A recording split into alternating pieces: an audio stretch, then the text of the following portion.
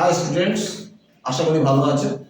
আজকে আমি তোমাদের অন্য ধরনের একটা ভিডিও নিয়ে এসেছি কমলদার কোচিং সেন্টারের পক্ষ থেকে।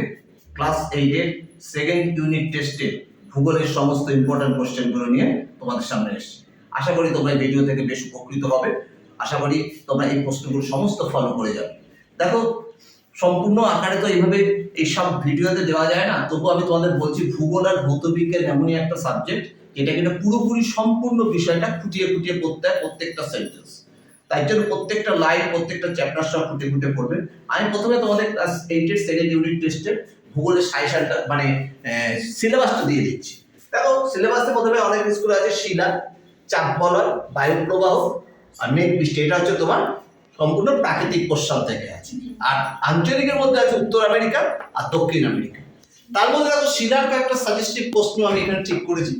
শিলা কাকে বলে, কয় প্রকার কি কি, প্রত্যেক প্রকারের উদাহরণ সহ সংজ্ঞা লেখো।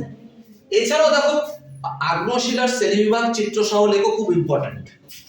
শিলাচক্র কি, পাললিক শিলা কাকে বলে, পাললিক শিলার শ্রেণীবিভাগ করো।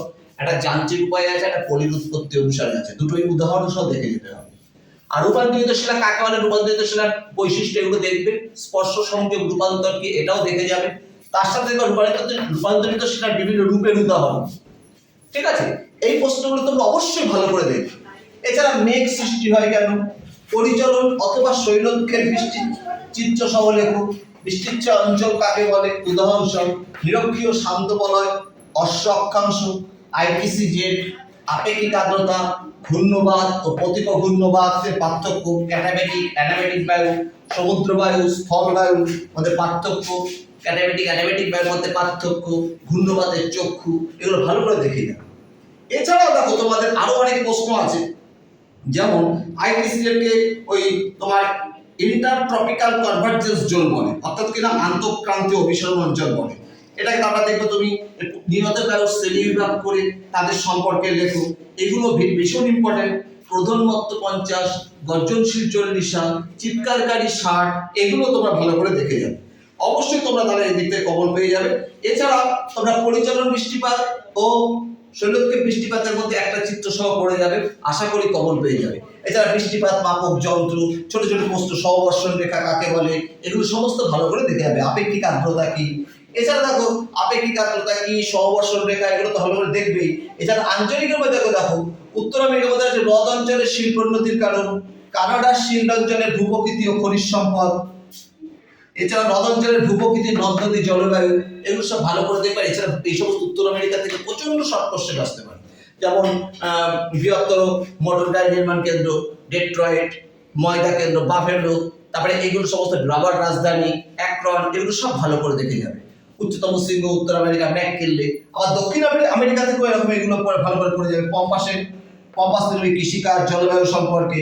এছাড়া পড়ে যাবে সেলভা অরণ্যকে পৃথিবীর ফুসফুস বলে কেন, এরা 20% বেশি অক্সিজেন পাওয়া যায় বনভূমির থেকে। এছাড়া দেখবে ওখান থেকে নানান রকম শর্ট কোশ্চেন গুলো আছে, পাম্পেডো কি, এছাড়াও উচ্চতম হ্রদ টিটিকাকা, এগুলো সমস্ত দেখে যাবে। কটোপ্যাক্সি, চিম্বারোজে, এগুলো কি, সমস্ত আগ্নেয়গিরি, সমস্ত এগুলো দেখে যাবে।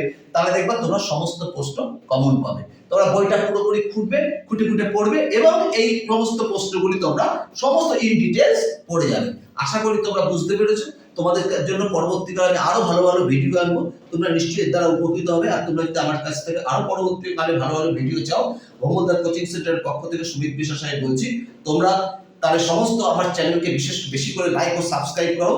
তোমাদের জন্য তাহলে আরো ভালো ভালো ভিডিও আনতে পারবো। আমার ফোন নাম্বারটা লিখে নাও 9830537199 9830537199। এই নাম্বারে ফোন করলে আমার সাথে যোগাযোগ করতে পারবে। আশা করি তোমরা ভালো আছো। বাই। আজকে এজেন্ট বুঝে থাকলো, টাটা।